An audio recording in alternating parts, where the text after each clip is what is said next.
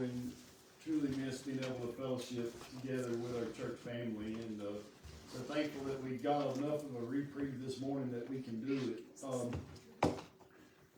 Guys, this morning's lesson, I actually thought about trying to condense several, and then we got so far behind, I don't think that was even an option. So I'm just going to go ahead and start with our lesson for this morning. I don't know if y'all looked ahead, but the focus of the last part of the winter quarters lesson is the heart of worship. Last week's lesson was entitled The Focus of Our Worship. And then this morning, they've kind of taken a different turn. And the title of our lesson this morning is Treasuring Who God Treasures. And we're going to be, the verses for our lesson are actually from Exodus chapter 1, but we're going to, in chapter 1 and 2, but I'm going to jump into Matthew chapter 25 as well as we go through our verses in our lesson this morning. But, again, the title of our lesson is Treasuring Who God Treasures. And the point of our lesson is that life is a gift from God. We are to protect and preserve. And, the way our material, what they're really trying to focus on is the fact that all life is a blessing and all life is special, and that as Christians we really need to stand up for that, and to stand by that fact that life truly is a gift from God, and it's very special. And but as a discussion starter this morning, the title or the question it has is, when have you seen one person's trash become another one's treasure? Boy, and I've got a lot with my family, especially with Eli. But I have too. I'm getting rid of a lot of mine though. I've got the porch back full of stuff to go off to the garbage. I understand. Don took a bus off yesterday. I understand, Sheila. That has anybody else got any? When you've seen one person's trash become another one's treasure? Anytime you go to Goodwill. Yeah. April says anytime at Goodwill. I know my Eli, he at work they have to haul stuff to the dump. Every time he goes, he brings something back with him. He actually came back one day with a motorcycle that he had gotten out of the dump. So anyway, our yard kind of gets that way sometimes, and Eli finds his things that are treasures to him, but may have been garbage to somebody else. And the reason that they've started with this question is because in our society today, and it's not just today, but it's, as we'll see through our verses, it's been for a long time, sometimes human life isn't valued. There's a lot that we can go really historically, that we could really delve into this. A lot of governments and regimes and mindsets and thinking that people have been influenced or brainwashed to believe that some life isn't as valuable as other life. And the justifications behind that, we look at it now and say, oh, that's just appalling. But yet, millions of people would buy into that way of thinking. If as we talk about modern, or somewhat modern terms, I mean, with the Germany and Hitler and the Jews comes to mind right off the bat. I don't know about y'all, but you see those images and you read about it, and you read stories like of Anne Frank and you think, how in the world could anyone be convinced that was right? Is that a common sentiment that, and on top of that, in anything that you read about World War II, even with our troops, as the Americans moved into Germany, they felt more akin to the German people than they did anywhere else they were. Does that make sense? I mean, do you understand what I'm saying? That of all the places that our American soldiers went, they felt more at home in Germany than they did in France or Belgium or Denmark or England or anywhere else they went. But yet this nation, this group of people were convinced that it was okay to take the life of these Jewish people. And that's just mind-boggling to me. I know it is to all of us. Everybody sitting here can really relate that how does that happen? But you look in our society today, and in different degrees it's the same way. Is abortion okay? No. Is thinking that someone's elderly breath isn't as valuable as a young person's breath, is that okay? And yet, in a way, it's kind of the same thing. And it's not just in the United States, but if you read about Sudan, if you read about other places in Africa and other places around the world, this genocide, this killing of others indiscriminately is going on today. And people are convinced that that's okay. They're blinded to the fact that human life is very valuable. And all these wildfires out in California, Tyler is about 3 hours from where that fire is. Yeah. His mama told him, said, well, if it gets there, she said, you just pack your clothes up, come on, just leave the rest, everything. Now Dad just talked about treasure that years ago. Dad used to take those grape boxes, get grapes in, make those tables in kindergarten over at Methodist Church. That's what we use for tables. I understand. Sheila. But anyway, that's kind of the point of our lesson this morning. And that's what we're going to get into as we look through our verses. So to start with, let's go through our actual verses, and then I'm going to, like I said, jump to Matthew as well. But our verses start out in Exodus chapter 1, verses 16 and 17. And it says, "And he said, when you do the office of a midwife to the Hebrew women, and see them upon the stools, if it be a son, then ye shall kill him. But if it be a daughter, then she shall live. But the midwives feared God, and did not as the king of Egypt commanded them, but saved the man-child alive." And so, we're looking in the book of Exodus, just a brief history. We know that Joseph had came into Egypt, that Joseph then brought his father and his brothers into Egypt, and the Israelites had kind of made Egypt their home.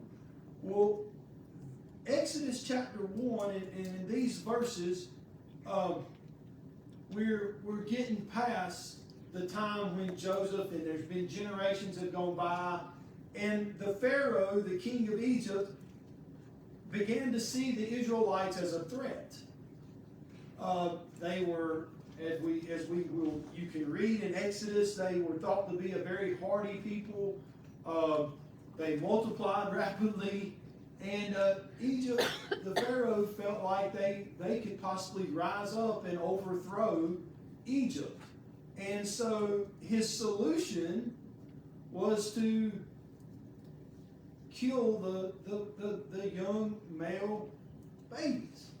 And so he instructed the midwives, therefore, that if it's a male that is born, that they were to kill him. And that's what we see is happening here in verse 16 and 17.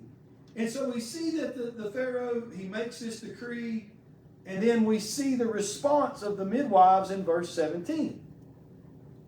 It says, but the midwives feared God and did not as the king of Egypt commanded them, but saved the men children alive. So they were ordered to do something, but what was their response? Not to do it. And why? Why did they choose not to do it? Because they feared God more than the king. That's exactly right, Lonnie. It says in there that they feared God more than the Pharaoh. And so because of that, they disobeyed the order of the Pharaoh. Now,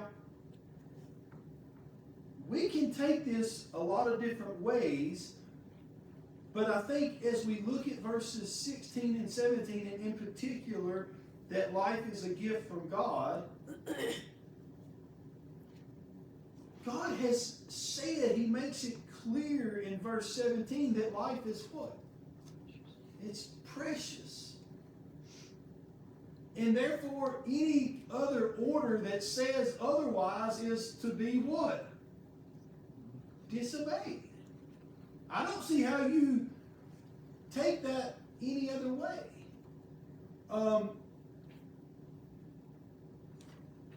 I want to go back to Germany in World War II really quickly. If you go to the trials that were taking place, the military trials that took place after the war, an excuse the SS soldiers used was what?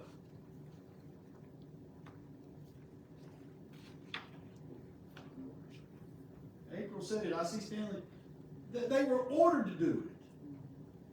They were ordered to do this. Therefore, they couldn't be held responsible because they were doing what? They were following orders.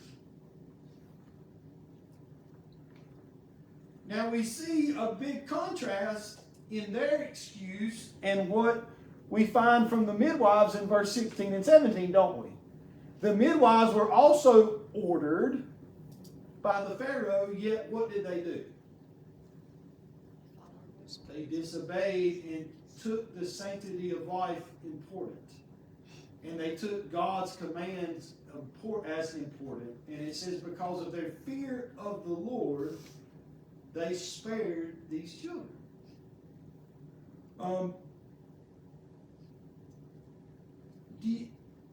The contrast there to me is very important if you compare between the German soldiers in the trials and this. Yes, they were ordered to do that. What would have happened if they disobeyed their order?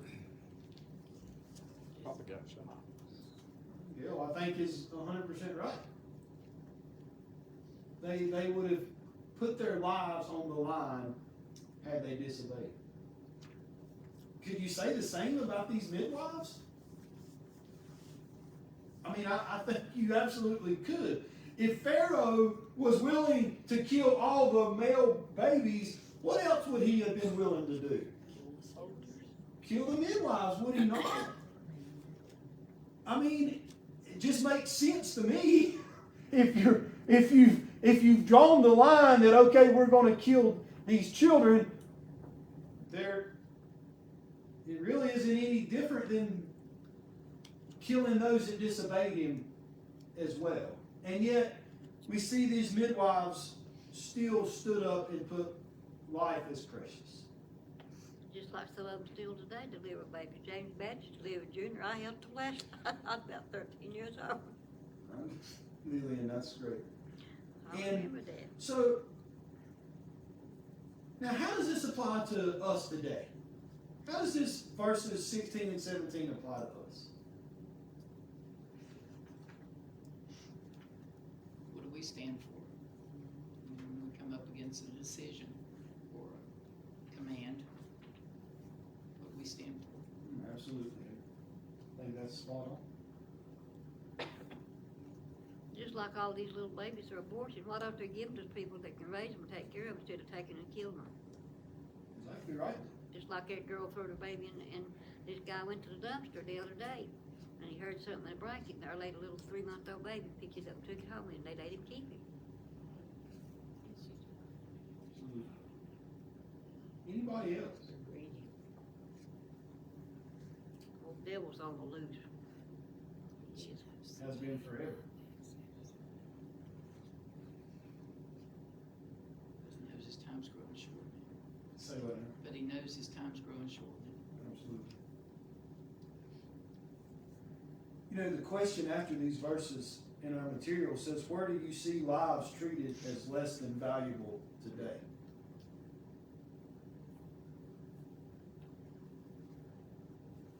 Racial inequality.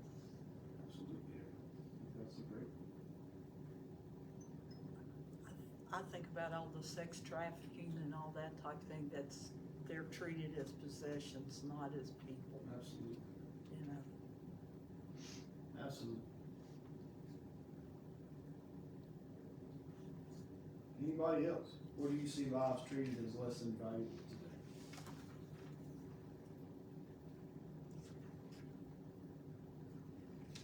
I mean, I think you have to take into consideration abortion.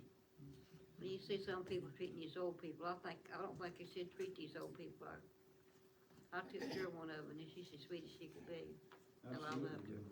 I try to be good to everybody I meet. No, I think that's absolutely right. Many of the war situations where you see genocide. Absolutely. I mean, I think we live to some degree, we live in such an isolated worldview as Americans that we fail to realize the plight of the human species around the world. And I think that's absolutely a great point. Guys, I'm gonna kind of blitz through the next two groups of verses, and then I want to get into the book of Matthew.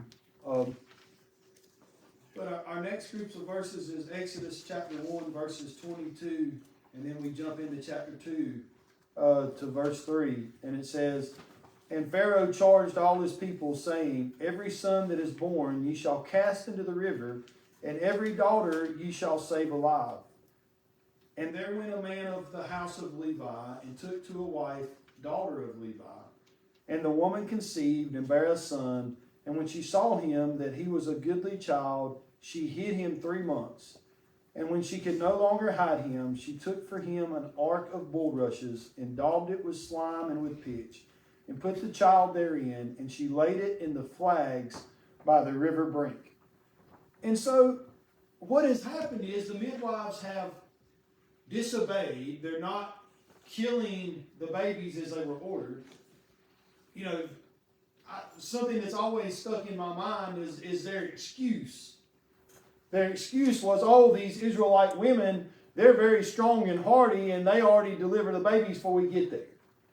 And that was the excuse they used to Pharaoh, and evidently Pharaoh believed it, and so Pharaoh made a new decree.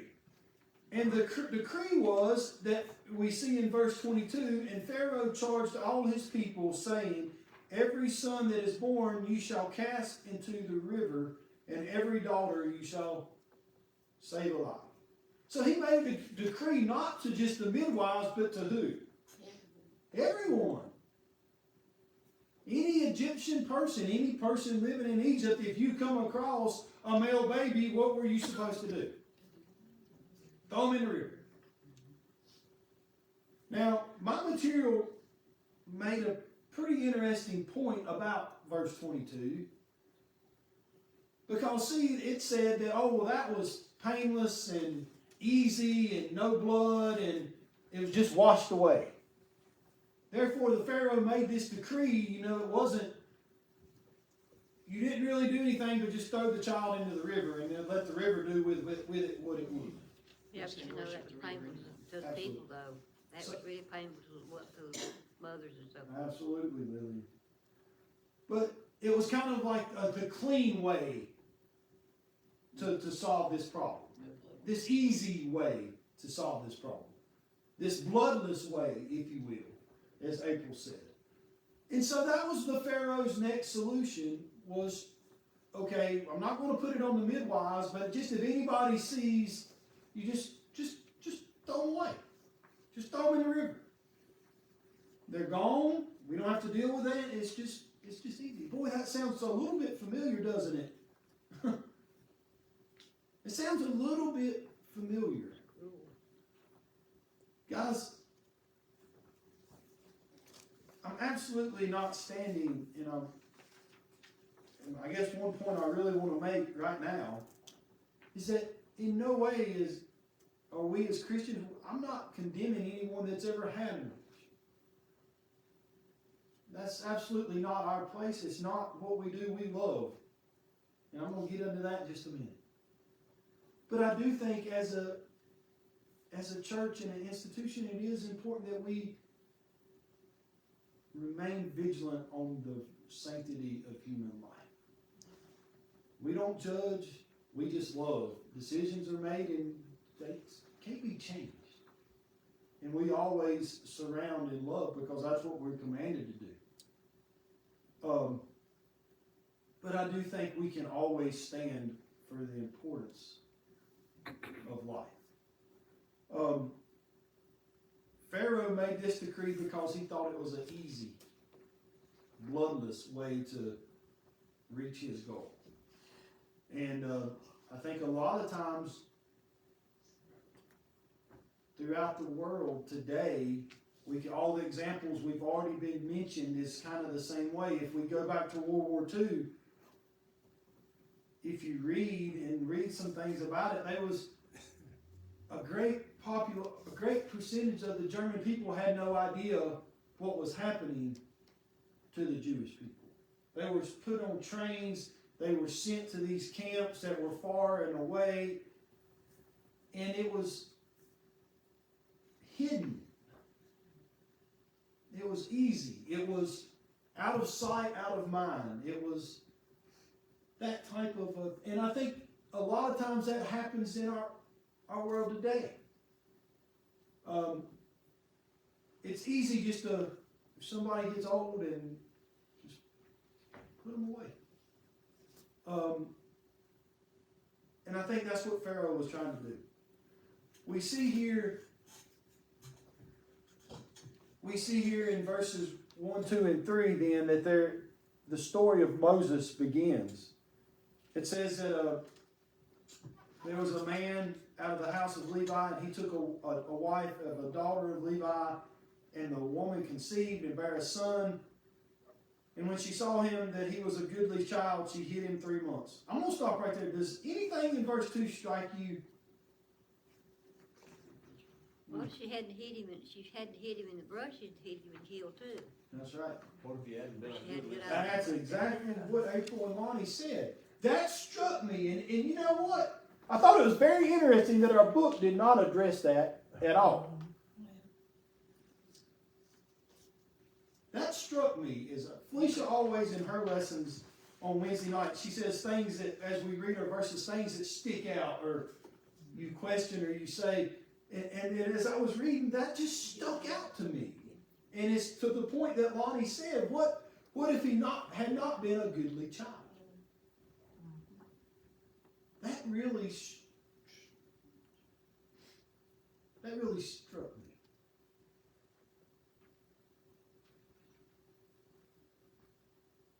It struck me because what difference does it make? It struck me because a life is a life.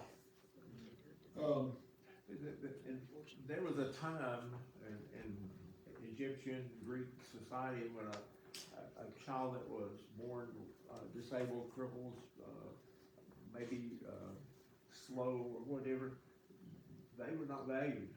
In Greek culture, they would put them in a basket to set them out on the sidewalk. That's an absolute that they would do that. So children were not, if they were not goodly, they were done away with. And that just, I think Lonnie hit it spot on.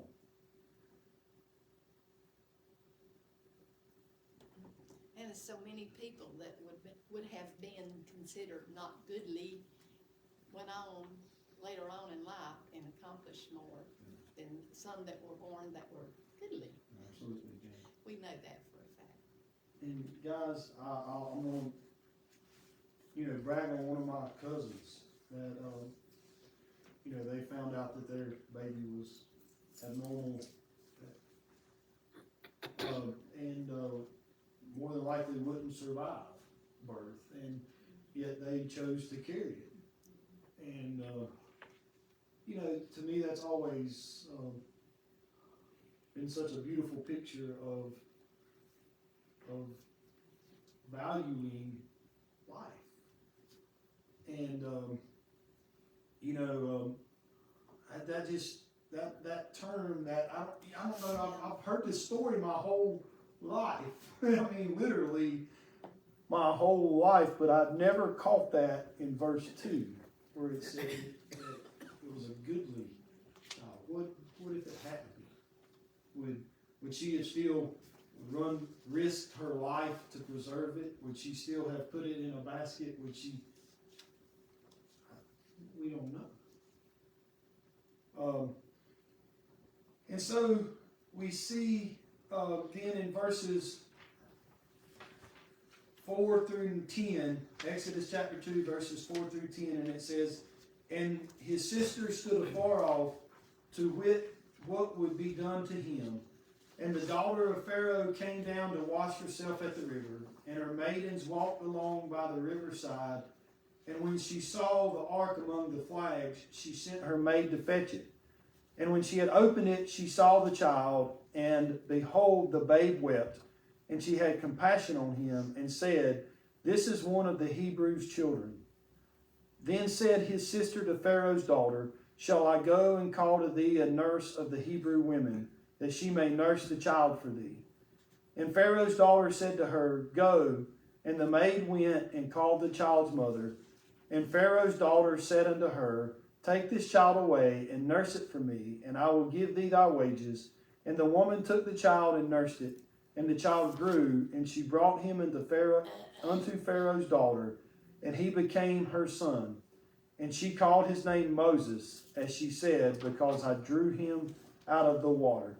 And so we see the conclusion of these verses, the conclusion of how Moses came to be.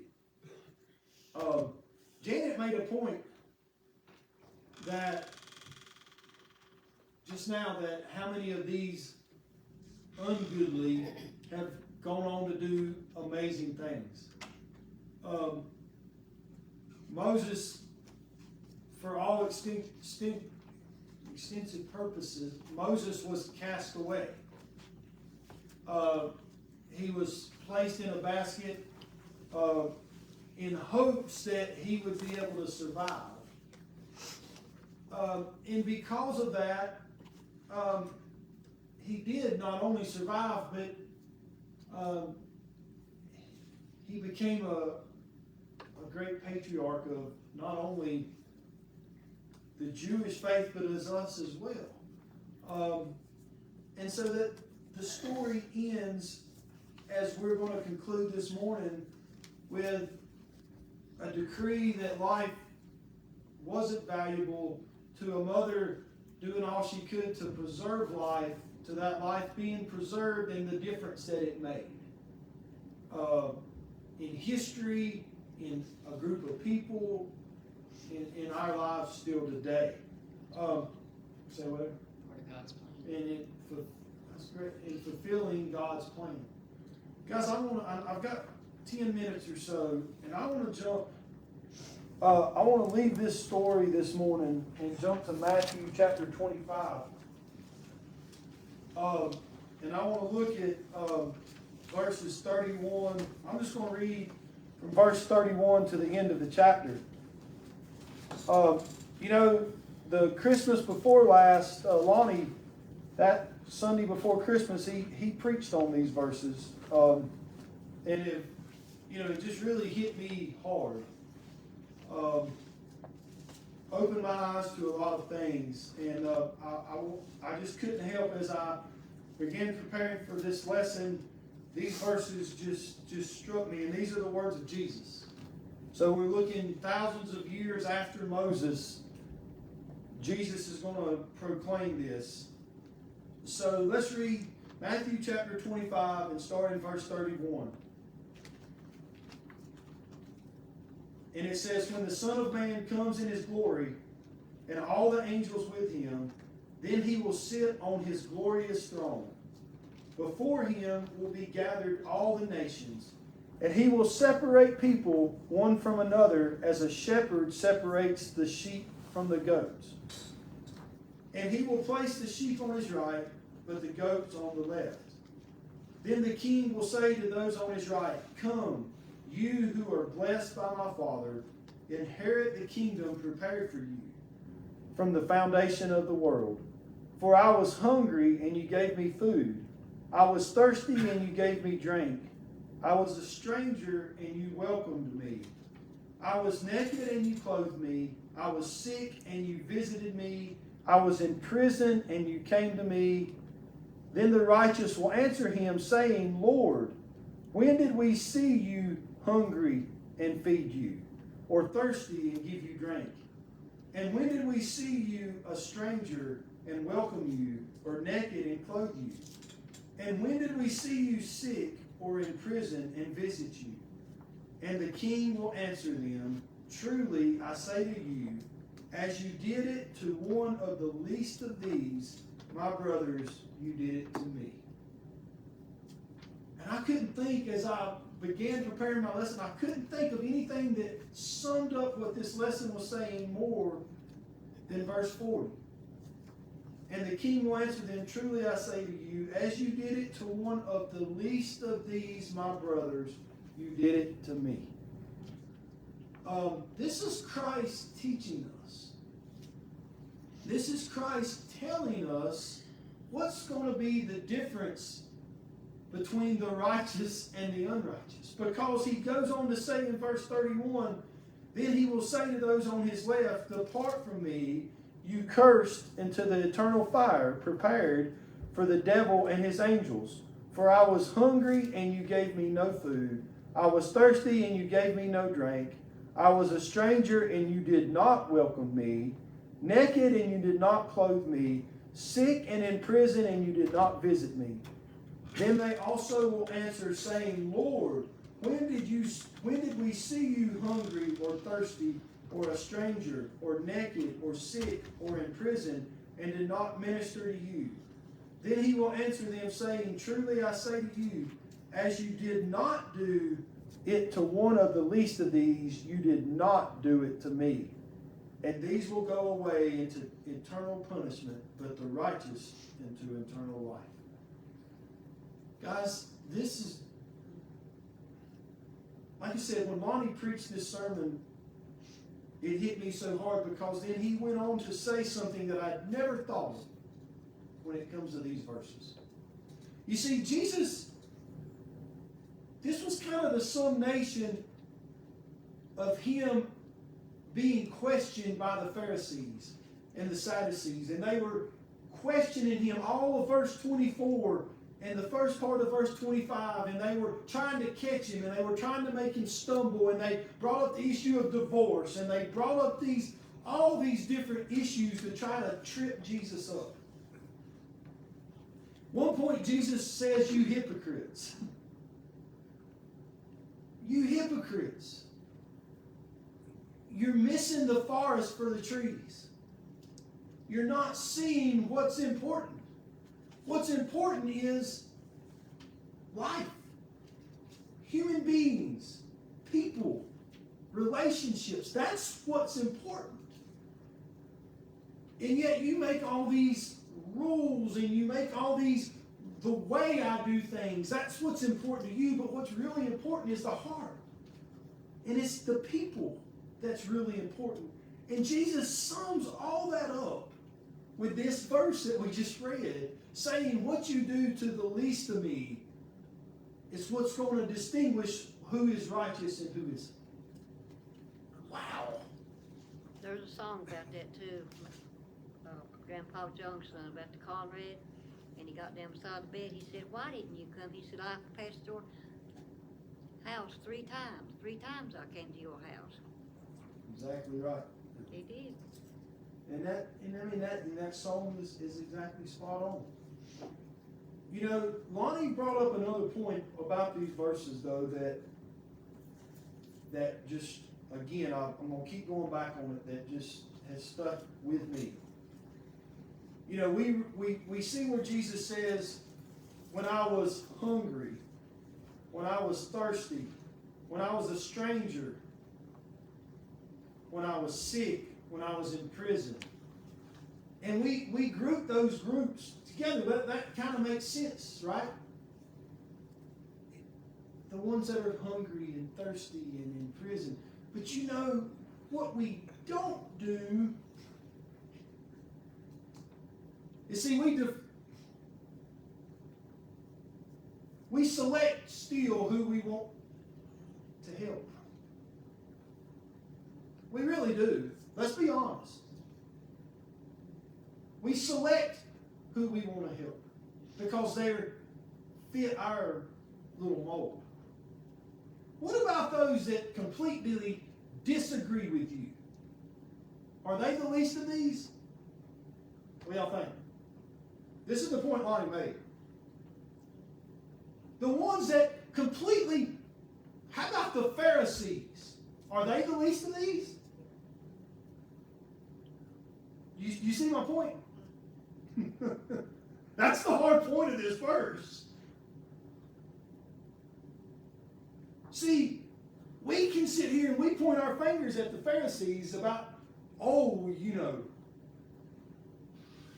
But you know, the Pharisees were of the least of these. I've been using examples all morning. Hitler was of the least of these. Do you follow me? As Christians, what Christ is telling us right here in these verses, as this summation of this day concludes, of Him arguing and teaching and giving parables, as He sums it all up, He says, truly I say, as you did it to one of the least of these, my brothers, you did it to me. If we really want to grasp the value of life, we have to grasp what Jesus is telling us right there. That all life is sacred. Whether they agree with us or not, don't matter what they've done, don't matter how they've acted, in Christ's eyes, all life is sacred.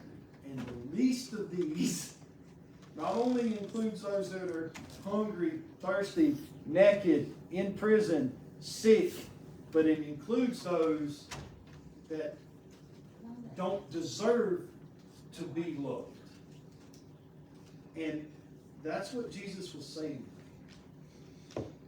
He goes on to say He goes on to tell us that it's easy to love those that love us. But the hard thing is to love those that don't. And He gives us, through the Gospels, through His life, through His teaching, example after example after example of loving one another and loving the least of these. And if we can ever truly grasp that, then we truly can grasp this idea of the sanctity of life. Is there any discussion before we close this morning? He also said, love your enemies. Exactly right. Exactly. Christ showed that love that we need to have for each other as He was on the cross and asked forgiveness for those persecuted. Absolutely.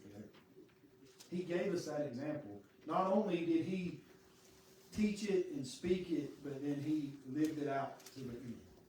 That's a great point. Thank y'all.